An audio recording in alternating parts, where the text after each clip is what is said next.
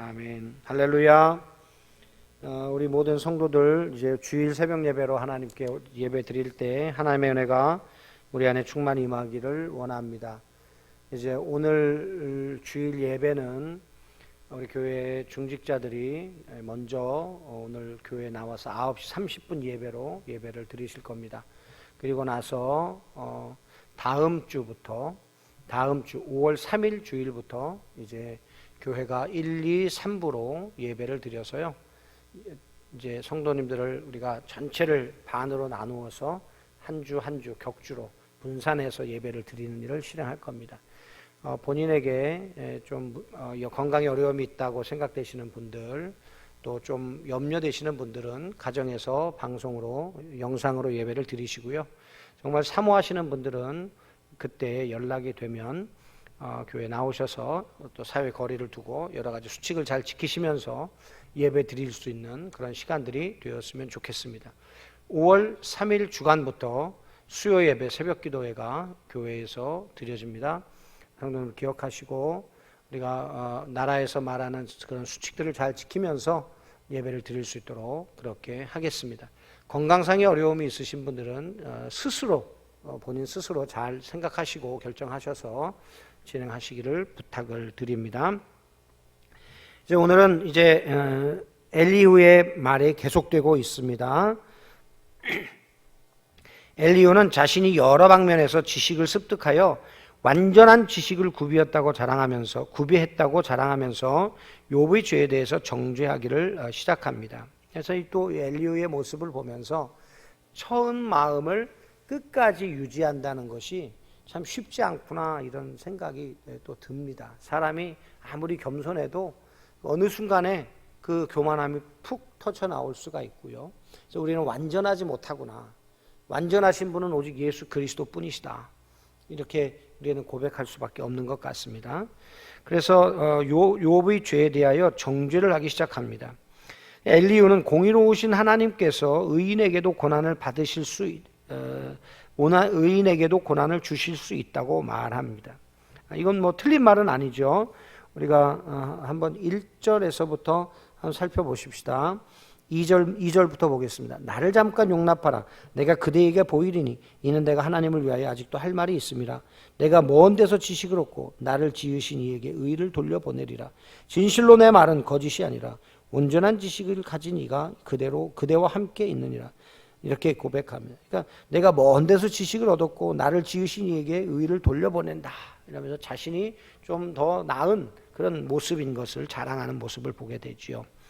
그리고 또 5절에서부터 8절까지는 하나님은 의인에게도 고난을 주실 수 있는 분이다 라고 말합니다. 5절부터 한번 볼까요? 하나님은 능하시나 아무도 멸시하지 아니하시며 그의 지혜가 무궁하사 악인을 살려두지 아니하시며 고난받는 자에게 공의를 베푸시며 그의 눈을 의인에게서 떼지 아니하시고 그를 왕들과 함께 왕자에 앉히사 영원토록 존귀하게 하시며 혹시 그들이 족소에 매이거나 환난의 줄에 얽혔으면 이렇게 표현하지요. 그리고 하나님은 고난을 통해 그 사람이 교만하지 아니하면 겸손히 교훈을 받아들이는지를 살피시고 그것으로 은총과 심판을 결정하신다. 이렇게 말씀하십니다. 우리 11절 한번 보겠습니다. 만일 그들이 순종하여 섬기면 형통한 날을 보내며 즐거운 해를 지낼 것이요 만일 그들이 순종하지 아니하면 칼에 망하며 지식 없이 죽을 것이니라. 이렇게 표현하고 있습니다. 이어서 엘리후는 욥을 위해 하나님께서 상을 준비하고 계시다고 말하면서 또한 하나님의 징계에 대해 더 이상 불평하거나 죽고 싶다고 말하는 것을 그치라 이렇게 권면합니다. 우리 15절 한번 보겠습니다. 하나님은 곤고한 자를 그 곤고에서 구원하시며 학대당할 즈음에 그의 귀를 여시나니 그러므로 하나님이 그들을 환난에서 이끌어내사 좁지 않고 넉넉한 곳으로 옮기려 하셨은즉 무릇 그대의 상에는 기름진 것이 놓이리라. 아멘. 우리가 이 엘리후의 말을 들으면서 이게 처음에 그 약간의 그 겸손했던 모습이 조금은 퇴색되긴 했지만 그가 지금 선포하고 있는 이 말씀들은 그렇게 썩 다르지 않는, 그죠? 일반 우리가 보통 하나님에 대해서 논술할 때 그 하나님 다른 새 친구들과는 사뭇 업그레이드된 내용으로 지금 욥에게 이야기하고 있는 것을 우리가 주목하여 볼 수가 있는 것입니다. 엘리후의 정죄는 새 친구들의 정죄와는 차이가 있습니다. 죄송합니다. 새 친구는 욥의 고난은 무언가 그 은밀하게 저지른 범죄 때문이라고 정죄하죠. 다시 말하면 욥이 네가 하나님 앞에 죄를 지었으니까 이런 심판이 있는 거야 라고 욥을 향해서 말합니다. 엘리후는요 주로 고난의 과정에서 욥이 범하는 교만한 태도에 대해 정죄하고 있습니다. 그러니까 욥이 범죄했기 때문에 심판이 아니라 범죄한 상황 속에서 자기 자신을 고백할 때 그때 하나님 앞에 교만하게 나타나고 너 하는 거 잘못이다 이렇게 말하고 있는 겁니다. 역으로 말하면 엘리후의 논증 속에서는 의인도 고난받을 수 있다. 그런데 의인이 고난을 받는데 네가 죄가 없어서 고난을 받는다고 하자. 그런데 네가 문제가 뭐냐면 그 고난 중에 네가 하나님 앞에 원망하고 불평하고 죄 없다고 큰 소리 치는 거 그 자세가 잘못된 거다라고 말하는 것이다 이 말입니다. 또한 엘리후의 이 같은 새로운 해석들은 욥에게 자신의 문제들을 다시 살피는 눈을 열어주며 또 이 문제에 대해 하나님께서 더 자세히 말씀하실 수 있는 분위기를 조성하는 도구가 됩니다. 이게 무슨 말이냐 하니까 여러분이 엘리후가 이렇게 욥에 대하여 이야기할 때 욥이 아차 했을 거예요. 왜냐하면 자신이 지금 정말 거룩하게 살려고 자식들 생일잔치가 끝나고 나면은 하나님 앞에 속죄제를 드려서 그것을 정결하게 하고 깨끗하게 하는 일을 계속했는데 자기가 그래서 그 모든 고난이 찾아왔을 때도 입술로 범죄하지 않고 하나님의 주권을 인정했잖아요. 그런데 지금 계속 친구들과의 대화 속에서 나는 죄 없다, 나는 죄 없다, 나는 죄 없다라고 말하고 있는 자신을 깨달았도록 이 엘리후를 통해서 하나님 역사하고 계신다는 거예요. 이 상황 속에서 욥이 자기 스스로를 돌아보는 기회가 되었을 것이고 또 하나님께서 이제 엘리후의 이야기가 다 끝난 다음에 욥과 하나님과의 대화 가운데 하나님께서 말씀하실 때 그 하나님의 말씀을 받아들일 준비를 시키시는 그런 과정으로 우리가 상황들을 살펴볼 수가 있는 것이죠. 하지만 엘리후의 이 같은 자기 과신은 결코 바람직한 것은 아니다라는 것 우리가 또 여기서 짚어봐야 되겠죠. 우리는 새 친구들의 이야기를 할 때에도 그 새 친구들의 문제가 무엇이는지를 다시 한번 살펴본 것처럼 이 엘리후도 인간의 연약함을 가지고 있는 자이기에 그가 자신의 이야기를 이야기할 때 결국은 어때요? 여러분 죄성 가운데 있는 사람은요 잘난 척하게 돼 있어요. 잘난 척하고 싶은 마음이 막 솟아나요. 그러니까 그거를 성령으로 눌러야 되는데 눌러지지 않으면 성령이 약해지면 툭툭 튀어나와요. 불쑥불쑥 튀어나와요. 그게 우리 인생이에요. 그래서 오늘도 하나님의 말씀으로 우리를 복종시켜야 되는 이유가 여기 있는 것이죠. 오늘 말씀을 통해서 우리가 하나님께서는 이런 자를 통해서라도 욥을 깨닫게 하시고 하나님께 우리를 더 가까이 나가게 하셔요. 사실 우리가 가끔 인생을 살다 보면 좀 이야기를 들을 때는 부당하다는 느낌이 좀 들 때가 있어요. 내가 왜 저런 얘기까지 들어야 되지? 왜 저런 얘기를 들으면서 내가 이 자리에 있어야 되나? 뭐 이런 생각을 할 때가 있잖아요. 그죠? 그런데 뒤돌아서서 기도할 때 가만히 생각해 보면요. 아, 내가 이런 부분을 좀 더 성실하게 해야 되겠구나. 내가 이런 부분을 좀 더 내가 채워야 되겠구나 하는 지혜를 하나님이 주시더라고요. 그러면서 오히려 그런 기회, 그것이 곧 그런 어떤 뭐랄까요? 좀 뭐 환난까지는 아니지만 좀 속상하고 언짢은 그 일들이 어떻게 돼요?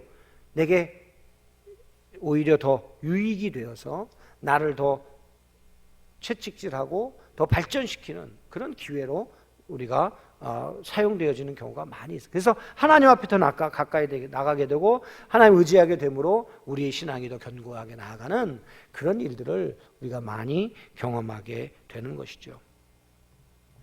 저와 여러분이 하나님께서 우리에게 붙여주신 사람들, 만나게 하는 사람들을 통해서 문득 또 그것이 왜 저렇게 얘기하지라는 언짢은 생각이 드는 부분도 우리가 욥과 같이 이렇게 돌려서 생각해 보므로 내 자신을 발견하고 다시 더 내 자신을 말씀으로 채우는, 은혜로 채우는 그런 기회로 삼으시는 우리 성도님들이 되시기를 주님의 이름으로 축원합니다.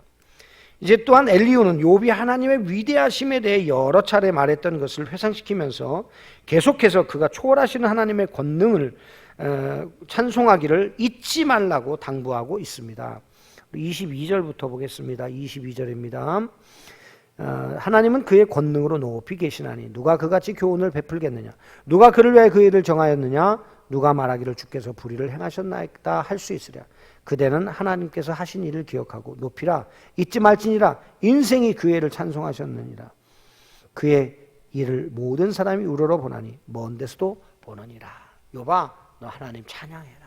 고난 중에도 찬송하라. 이렇게 말하죠.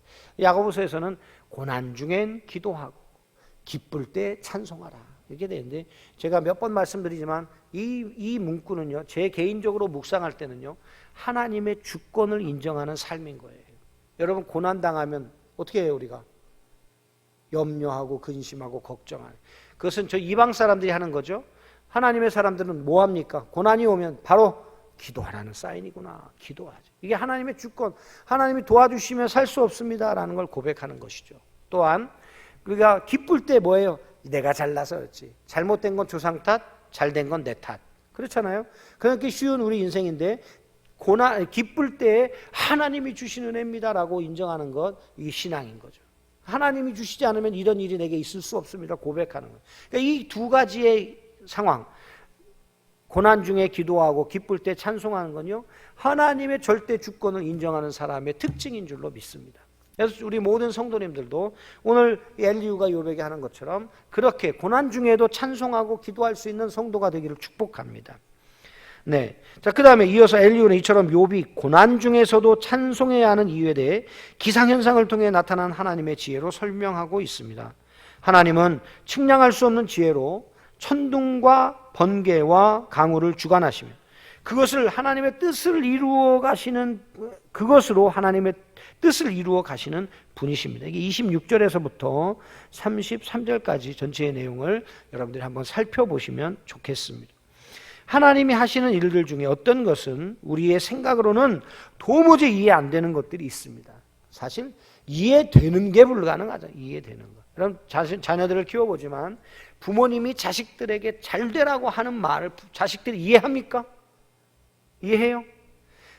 부모님들이 공부해라 했는데 진짜 공부 열심히 한 애가 100명 중에 몇 명이나 되겠어요. 잔소리로 듣고 겉귀를 그냥 겉으로 흘려보내고 그냥 자기들 하고 싶은 것 하며 사는 게 우리 아이들 아닙니까? 그와 같이 우리가 똑같습니다. 이런 상황에서 정말 하나님께서 일하시는 이 상황들을 보면서 그 하나님을 찬송하라고 하는 이 고백을, 이 이야기를 들을 때 정말 우리 자신이요, 정말 하나님은 위대하시구나. 정말 하나님은 천둥, 번개, 이 모든 것들을 다 통치하시고 다스리시고 온 우주 만물의 진정한 통치자가 되시는구나. 이걸 인정하면서 그분을 찬양하고 그분을 기뻐하며 나의 이 고난으로부터 나를 회복하실 수 있는 유일한 분은 전능하신 하나님밖에 없다라는 것을 찬송하며 나아갈 때 하나님께서 우리 가운데 역사하실 줄로 믿습니다. 이것이 믿음이라는 것이고 하나님의 주권을 인정하는 사람의 삶이라는 것을 말하고 있는 것이죠. 하나님의 초월한 지혜를 진정으로 신뢰한다면 우리는 하나님께서 행하시는 모든 일에 대해 찬양하며 겸손하게 그 일을 수용할 뿐입니다. 사도 바울이 자기의 몸에 가시가 있어요. 이 가시라고 하는 것은 보통 가시가 아니죠. 그냥 손톱 밑에 가시 뽑는 그런 가시가 아닙니다. 학자들에 의하면 안질이할 것이다. 안질. 근데 여러분, 설교가가 안질이에요. 저도 요즘에 시력이 좀 나빠지는지 자꾸 눈물이 나요. 이 눈물이 나고 나면요, 아들이 조금 있다가 그래요. 아빠, 눈곱 띄어요. 눈곱 띄어. 이 손을 이렇게 대면요, 눈곱이 아주 그냥 큰 바위덩어리 같은 게 매달려 있어요. 근데 여러분, 안질에 걸렸다고 생각해 보세요. 여러분, 안질에 걸려서 막 눈에서 진물이 막 나요. 그러면 눈 주변이요, 막 이 끈적끈적한 진물로 인해서 눈곱, 딱쟁이 이런 게 막 잔뜩 끼잖아요. 그렇게 눈이 벌건 상태에서 나와서 또 사도 바울은 고린도 교회에서 보니까 말을 잘 못해요. 글은 잘 쓰는데 말을 잘 못해. 그래서 설교도 막 일사천리로 유수하게 막 말하지 못해요. 그러니 성도들이 앉아서 그 설교를 들을 때 얼마나 부담되겠어요. 그렇지 않겠어요? 그래서 하나님 앞에 기도하잖아요. 하나님 나 고쳐주세요. 고쳐주세요. 3번 기도했는데 하나님 뭐라 그래요? 내 은혜가 내게 족하다. 사도 바울은 그냥 그걸 그대로 받아요. 근데 만약에 사도 바울이요 병이요 안질이 아니라 간질이었다는 사람도 있어요. 만약에 간질이었다고 생각해 보세요. 여러분 설교하다 갑자기 거품 물고 쓰러져. 그럼 여러분 성도들이 앉아있다가 어떻게 했어요? 그럼 뭐 성도들이 다 앉아있다가 아유 우리 사도 바울은 저게 뭐 일상이니까 우리 조금만 앉아서 기다립시다. 그러면 괜찮아지실 거예요. 그리고 앉아서 그 자리에 있겠어요? 술렁술렁하고 믿음이 없는 사람들은 벌써 원망하고 불평할 텐데 내 은혜가 내게 족하다. 사도 바울 더 이상 하나님 앞에 구하지 않고 그대로 받아들이는 거죠. 우리 인생도 그렇지 않습니까? 난 좀 돈 좀 많이 주시면 좋겠는데 안 주셔요.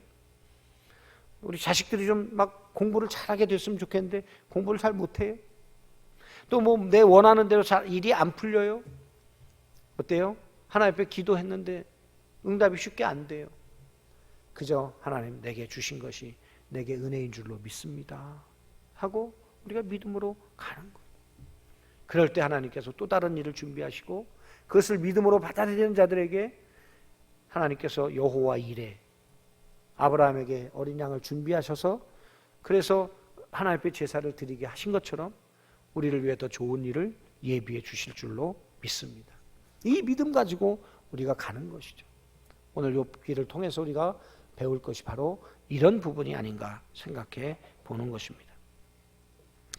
하나님은 의인에게서 눈을 떼지 않으시며 반드시 그들을 영광의 왕자에 앉히사 영원토록 존귀하게 해주신다고 약속하셨죠. 7절 말씀 한번 볼까요? 그의 눈을 의인에게서 떼지 아니하시고 그를 왕들과 함께 왕자에 앉히사 영원토록 존귀하게 하시며. 이게 언제겠어요 여러분? 이 땅에서라기보다는 영원한 천국에서 하늘 보좌에 앉으신 예수님 우편에 저와 여러분의 자리를 예비하시고 함께 왕노릇하는 그날을 준비하고 계신 줄로 믿습니다. 오늘도 이 믿음의 소망을 가지고 또 믿음으로 승리하시고 거룩한 주일 주님 전에 함께 예배드릴 수 있는 우리 모든 성도님들 되기를 주님의 이름으로 축원합니다.